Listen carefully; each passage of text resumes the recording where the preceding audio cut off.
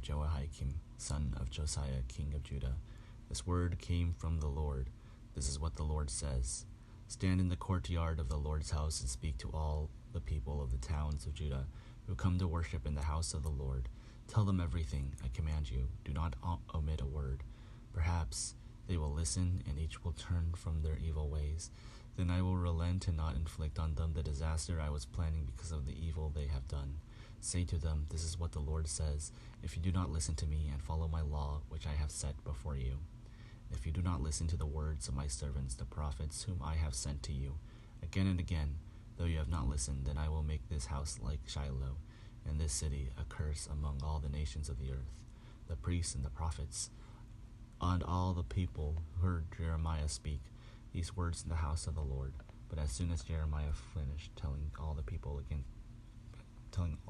everything the Lord had commanded him to say, the priests and the prophets and all the people seized him and said, "You must die.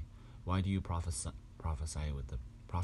in the Lord's name that this house will be like Shiloh, and this city will be desolate and deserted?" And all the people crowded around Jeremiah in the house of the Lord. When the officials of Judah heard about these things, they went up from the royal palace to the house of the Lord and took their places at the entrance of the new gate of the Lord's house. Then the priests and the prophets said to the officials all the people, "This man should be sentenced to death because he has prophesied against this city. You have heard it with your own ears." Then Jeremiah said to all the officials and all the people, "The Lord sent me to prophesy against this house and this city all the things you have heard. Now reform your ways and your actions and obey the Lord your God.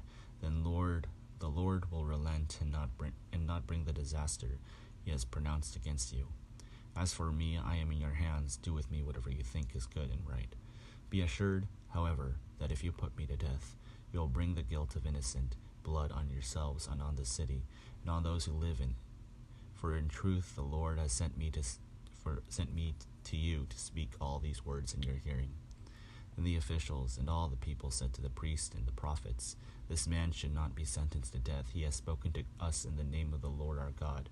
Some of the elders of the land stepped forward and said to the entire assembly of people, "Micah of Morsheth prophesied in the days of Hezekiah king of Judah. He told all the people of Judah, 'This is what the Lord Almighty says. Zion will be plowed like a field. Jerusalem will become a heap of rubble.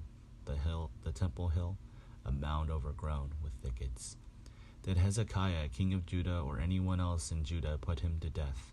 Did not Hezekiah fear the Lord and seek his favor? And did not the Lord relent, so that he did not bring the disaster he pronounced against them? We are about to bring a terrible disaster on ourselves." Now Uriah, son of Shemaiah from Kiriath Jearim, was another man who prophesied in the name of the Lord. He prophesied the same thing against this city and this land as Jeremiah did.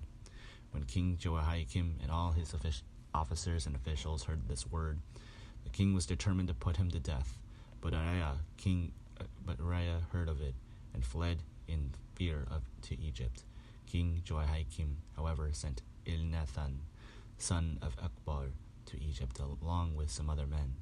They brought Uriah out of Egypt and took him to King Jehoiakim, who had him struck down with a sword and his body thrown into the burial place of the common people. Furthermore, Ahikam, son of Shaphan, supported Jeremiah, and so he was not handed over to the people to be put to death.